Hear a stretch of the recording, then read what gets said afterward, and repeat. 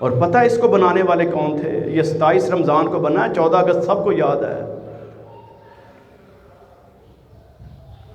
حافظ فضل علی وزیر آبادی رحمۃ اللہ علیہ حفظ کر رہے تھے منزل کو پختہ کرنے کے لیے۔ جیسے آپ دیکھتے ہیں نا یہ قرائے کرام کو جنہوں نے بیچاروں نے تراویح پڑھانی ہوتی ہے، سارا دن پڑھتے رہتے ہیں۔ وزیر آباد کے آپ کے سیالکوٹ کی طرف چھوٹا سا باغ ہوتا تھا، اس باغ میں جا کے یہ بلند آواز سے قرآن پڑھتے، یاد کرتے۔ وہ جو باغ کا مالک تھا وہ روزانہ دیکھتا کہ بچہ یہاں پر آ کے قرآن پڑھتا ہے، پھل نہیں توڑتا، حالانکہ پھل پکے ہوئے ہیں، کوئی ادھر ادھر اپنا ٹائم نہیں ضائع کرتا، جب آتا ہے پڑھنا شروع کرتا ہے، اور جاتے ہوئے بھی پڑھتے ہی جاتا ہے، آتے ہوئے بھی السلام علیکم، جاتے ہوئے بھی السلام علیکم، اور بڑا ہی اچھا، بڑا ہی تابع فرمان، اور کوئی چھوٹا موٹا کام بھی کہہ دیا جائے تو وہ بھی کر دیتا ہے۔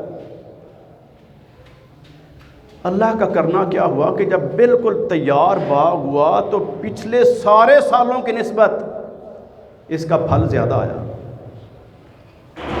اس نے خوش ہو کے ایک بڑا سارا ٹوکرا جناب وہ فروٹ کا بھر کے تو اس کو تحفہ دیا کہ یہ اپنے والدین کے لیے، فیملی ممبرز کے لیے لے جاؤ، تم یہاں پر قرآن پڑھتے ہو، اللہ نے قرآن کی برکت سے میرا جو ہے نا باغ اس کو بہت زیادہ پھل دیا ہے۔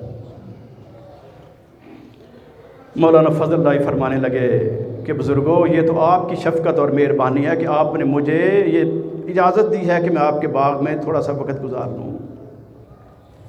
یہ آپ کا احسان ہے میرے اوپر، میرا احسان نہیں ہے، اس لیے میں یہ نہیں لے سکتا۔ ہاں میں آپ کا شکریہ ادا کرتا ہوں کہ آپ مجھے یہاں پر آنے سے اور پڑھنے سے روکتے نہیں ہیں۔ پھر اس بچے نے عبد المنان صاحب کے پاس پڑھنا شروع کیا، انہوں نے اس کو فارسی بھی پڑھائی، عربی بھی پڑھائی، پھر انہوں نے ساتھ والے اسکول میں ایڈمیشن لیا، وہاں پر انگلش سیکھی، جرمن سیکھی، ترکی سیکھی، رشین سیکھی، کئی زبانوں کے ماہر بنے، اور سب سے بڑھ کے اسلام کی تاریخ کو پڑھا کہ جو قرآن میں حفظ کر چکا، اس قرآن کو ماننے والوں نے تو دنیا کو مسخر کیا تھا، اور میں اس چار دیواری کی بند، یہ جو مختلف زبانیں ہیں یہ مختلف علاقوں کی نمائندگی کر رہی ہیں، یہ مختلف علاقے اللہ کے پیدا کر دے، میں نے تو ان پر رب کے دین کو غالب کرنا ہے۔ وہ چھوٹا سا معصوم بچہ پروان چڑھتے چڑھتے جب جوان ہوا تو 1918 اور 17 کے اندر تحریک خلافت کا عروج ہوا۔ ترکوں کی مدد کے لیے انہوں نے کہا کہ میں بھی جاتا ہوں، وہاں پر گئے،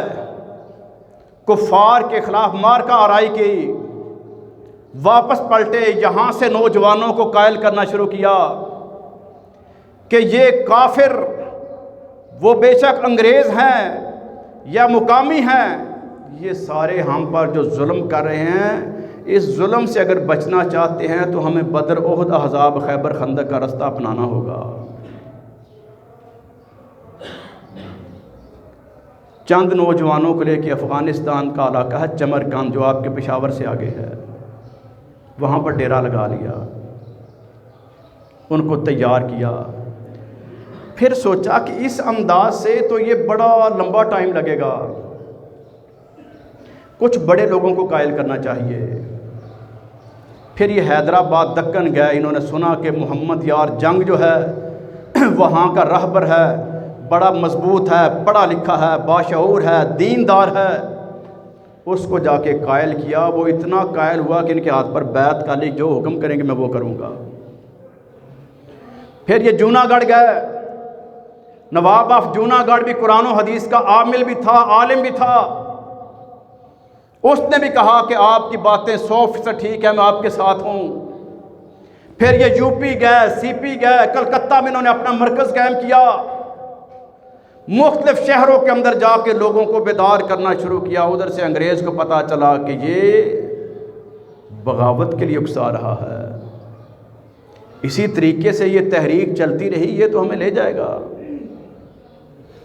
اسی دوران ان کی ملاقات 1935 میں جب یہ حج کر کے واپس آئے محمد علی جناح رحمۃ اللہ علیہ سے ہوئی۔ محمد علی جناح رحمۃ اللہ علیہ جو کہ پہلے کانگریس کے اندر تھے، ان کا ذہن بنایا کہ جس طرح کی آپ محنت کر رہے ہیں اس سے شاید رزلٹ نہ ملے، بڑے لوگوں نے ایسی محنتیں کی، اگر آپ اپنی محنت میں کامیاب ہونا چاہتے ہیں تو یہ مختلف فرقوں میں بکھرے ہوئے لوگ، یہ مختلف رنگوں والے، مختلف بولیوں والے، مختلف صوبوں والے، مختلف ریاستوں والے، ان کو ایک کلمے کی بنیاد پہ اکٹھا کرو۔ یہ جو ہے نا پاکستان کا مطلب کیا، لا الہ الا اللہ، یہ بنیاد اس کی مولانا فضل اللہ وزیر آبادی رحمۃ اللہ نے دی ہے۔ محمد علی جناح رحمۃ اللہ علیہ نے ان کو ہر مشاورت کے اندر رکھا، لیکن چونکہ یہ ظاہری طور پہ نہیں آ سکتے تھے، ان کو دیکھتے ہی گولی مارنے کا آرڈر تھا کہ جہاں پر نظر آئے اس کو قتل کر دیا جائے۔ یہ اپنا بھیس اور حلیہ بدل کے کسی علاقے میں ملنگ بن جاتے، کسی علاقے میں بزنس مین بن جاتے، کہیں پر کوئی روپ دھار لیتے، دن کو جا کے اس طرح سے سفر کرتے اور راتوں کو بڑے بڑے مشائخ سے، علماء سے اور بڑے بڑے لیڈروں سے ملتے۔ اس انداز سے 1940 کے اندر جب قرارداد پاکستان منظور ہوئی 23 مارچ کو، وہاں پر بھی ایک ملنگ اور پیر بن کے بیٹھ گیا باہر، جہاں پر لوگوں نے جوتے اتارے ہوئے تھے اور اندر میٹنگ چل رہی تھی۔ محمد علی جناح رحمۃ اللہ علیہ دوران میٹنگ 2-3 دفعہ باہر نکلے کہ نبی رحمت علیہ السلام نے فرمایا ہے کہ جو بندہ صدقہ کر دے اللہ رب العالمین آنے والی آفتوں مصیبتوں کو ٹال دیتا ہے، میں کسی فقیر کو جا کے صدقہ کر کے آتا ہوں، باقی بات پھر کرتے ہیں۔ وہاں پر جا کے اپنا پرس نکالتے اور نوٹ نکالنے کے بہانے زیادہ ٹائم لگاتے اور ان سے مشورہ کرتے کہ حافظ صاحب مشورہ یہ چل رہا ہے کہ یہ فیصلہ کرنا، آپ حکم کریں کیا فیصلہ کروانا ہے۔ مولانا فضل اللہ وزیر آبادی رحمۃ اللہ علیہ کے مشوروں کے مطابق محمد علی جناح رحمۃ اللہ علیہ اور دیگر قائدین وہاں پر فیصلے کرتے رہے۔ 47 کے اندر جب پاکستان قائم ہو گیا، پھر یہ 15 اگست کو چبرجی کے سامنے آئے اور وہاں پر لوگوں کو اکٹھا کیا کہ لوگوں تم نے میرے اوپر بڑے فتوے لگائے کہ فضل اللہ گمراہ ہو گیا، ملنگ بن گیا، دنیا میں ہو گیا، یہ ہو گیا، جس نے جس روپ میں دیکھا اس نے ویسا فتویٰ لگا دیا۔ اللہ کی قسم میں نہ کل گمراہ تھا نہ آج گمراہ ہوں، میں تو تمہاری کامیابی کے لیے یہ دن رات ایک کر کے تو محنت کر رہا تھا۔ اب پاکستان بن چکا، اب ہم نے کشمیر کی آزادی کے لیے آگے بڑھنا ہے۔ میں جا رہا ہوں، جو میرے ساتھ جانا چاہے آ جائے۔ پھر انہوں نے مری کے آگے علاقہ جو ہے وہاں پر ڈیرا لگا لیا کالا باغ میں۔ کالا باغ سے لے کے ایبٹ آباد تک تقریباً 85 گاؤں ہیں جو سارے کے سارے فضل اللہ وزیر آبادی رحمۃ اللہ علیہ کے مرید ہیں، سارے قرآن و سنت والے۔ وہاں پر انہوں نے جا کے دعوت و تبلیغ کا کام بھی کیا، ان کو تیار بھی کیا۔ وہیں پر سردار عبدالقیوم بھی ان کو ملا، وہ بھی ان کی نفری کا حصہ، پہلی گن انہوں نے اس کو دی۔ پھر انہوں نے یہ آزاد کشمیر، پھر آگے مقبوضہ کے اندر یہ بڑھے اور ان کا دعویٰ اور ارادہ یہ تھا کہ ہم نے جتنے بھی علاقے جو پاکستان کے اندر شامل ہوئے تھے،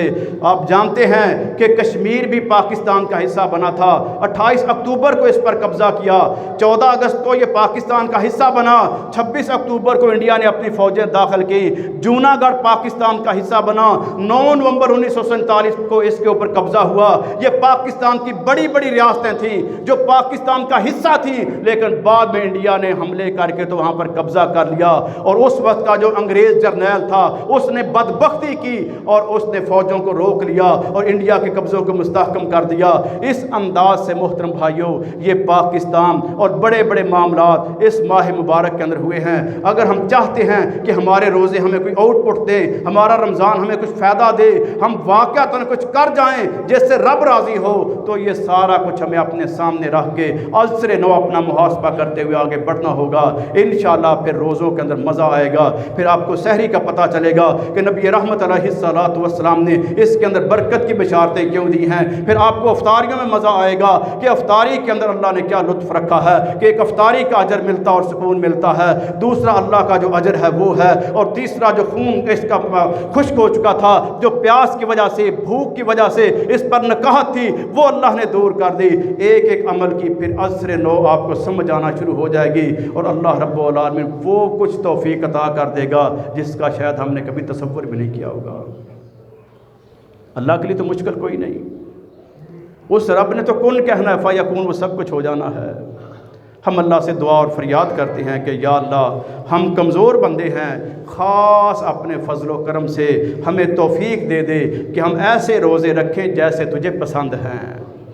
ہر اس کام سے بچ جائیں جو تجھے ناپسند ہے۔ یا اللہ جب تک زندہ رہیں تیرے دین اسلام پر زندہ رہیں، جب دنیا سے جائیں تو اس حالت میں کہ تو ہم سے راضی ہو، ہم تجھ سے راضی ہوں۔ وآخر دعوانا ان الحمد للہ رب العالمین۔